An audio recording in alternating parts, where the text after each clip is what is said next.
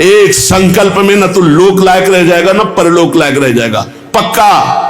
ये हम वृंदावन से गर्जना करें, महारानी जी के विषय में बोला तो न लोक लायक, देख लेना, सभा में कह रहा हूं, देख लेना, न लोक लायक रह जाएगा न परलोक लायक रह जाएगा।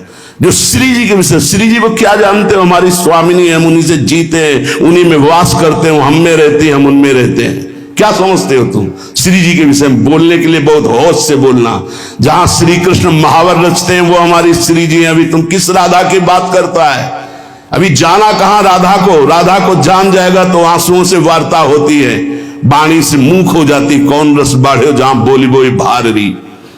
और सुनो, कह रहा है कि वृषभानुपुर बरसाने में श्री जी की उपस्थिति नहीं हो तो कभी कभी, और यहां क्या कह रहे, यद प्रादुरस्त्र कृपया वृषभान गेहे स्यात् किंकरी भवत में ममाभिलाषा। जो प्रगट हुई वो सदा प्रगट है। लाडली जो महल में नित्य विराजमान नेत्र है उसके, कभी गया बरसाने, देखा है कभी श्री जी को? राधा बाबा ने देखा तो बात कर रही थी श्री जी, राधा बाबा बात कर रहे थे, और जितने प्रेमी जन है उनसे श्री जी बात करी। क्या जानते हो तुम?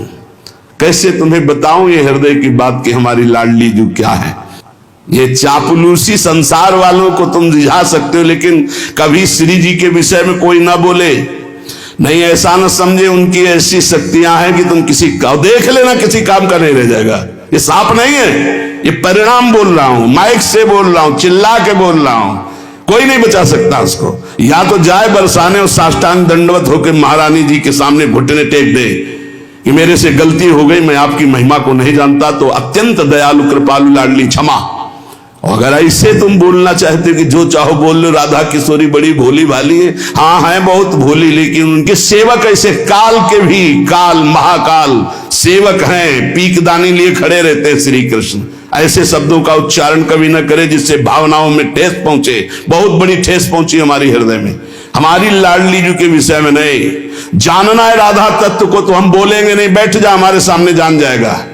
श्रद्धा और विश्वास करके बैठ जा, हम बोलेंगे नहीं, केवल रोम रोम से तू जान जाएगा लाडली जी क्या है। बैठ तो तू आकर सामने।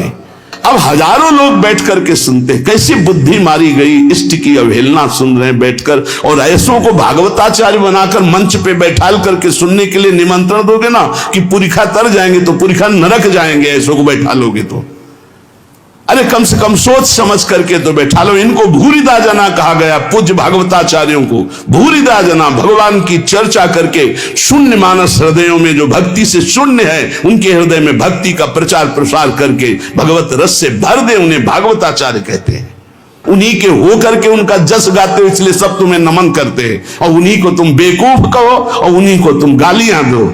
कैसे बुद्धि भ्रष्ट हो जाती है जब कुधान जाती है, दान में जब कुधान आता है तो उनकी कैसी बुद्धि भ्रष्ट हो जाती है, अपने को बड़े महापुरुष माना जाता है। हम भागवताचार्यों से हाथ जोड़कर प्रार्थना करते हैं, हमारी बात जिनके कानों में यहां सुनाई दे रही है, जहां भी सुनाई दे, आप बहुत बड़े भूरिदा जना कहे जाते हो। शास्त्र में जो बात अधिकारी है सुनने का वही सुनाया जाता है। गुरुजनों के चरणों में बैठकर जब भागवत सीखोगे तब आपको पता चलेगा कि शास्त्र की अधिकारानुसार उपदेश दिया जाता है, नहीं तो भगवत लीलाओं का गायन किया जाता है। जिन लीलाओं के श्रवण कथन से चित्त आकर्षित होकर भजन में लग जाए, प्रभु में लग जाए। कहते हैं प्रिया प्रीतम का विवाह नहीं हुआ, पाताल खंड में पद्म पुराण में पढ़ के देखो, बंशी बट में जहां बट है उस वट के नीचे ब्रह्मा जी ने ब्याह किया प्रगट लीला में, अवतार लीला में। हमारे निकुंज लीला में रोज ब्याहुला होता, हमारे यहां रोज ब्याहुला होता। सखियन के उर ऐसी आई, ब्याह विनोद रचे सुखदाई। कहां हो तुम? प्रीति का ये स्वरूप है, हमारे प्यारी जो प्यार। उदाहरण देता है 16,100, ये शक्तियां हैं। रुक्मिणी जी महालक्ष्मी का अवतार हैं, पृथ्वी का अवतार सत्यभामा जी, अंबा जी का अवतार जाम्बवती जी, और सब ये शक्तियां हैं अवतरित होकर 16,108 स्वामी की सेवा में विराजमान। श्री जी शक्ति नहीं है, श्री कृष्ण यहां शक्ति शक्तिमान के रूप में नहीं, श्री जी लालजू के हृदय का प्रेम है। इसी महाप्रेम की आराधना स्वयं श्री लालजू महाराज करते हैं। और ऐसी प्रार्थना है जनता से कि ऐसे भागवताचार्यों से कथा ना सुनो जिनको खुद कथा का ज्ञान नहीं, खुद तत्व का ज्ञान नहीं, केवल बस हवा में चल रहे, हवा में बह रहे, 4 श्लोक पढ़ लिए और बोल रहे, जितना ऐसे छाचित्र गिरोगे कि कहीं उठाने वाला कोई नहीं मिलेगा। साधुता, भगवत भजन, शास्त्रों का ज्ञान, ये जन समुदाय के मानस पटल पर विकारों का नाश करके भगवत प्रीति प्रदान करने के लिए है। ये स्वामी जी महाराज, हरिदास जी महाराज रात दिन प्रिया प्रीतम की सेवा करते, बिहारी बिहारी, इनसे बड़ा वो भागवताचार्य है। ये हरिवंश महाप्रभु, हरिराम व्यास जी, सनातन जी, रूप जी, श्री गोपाल भट्ट जी, बड़े बड़े महापुरुष जो प्रिया प्रीतम को देख रहे हैं, ये अंधा क्या देख पा रहा है? ये देख पा रहा है कि राधा कौन है, कृष्ण कौन है।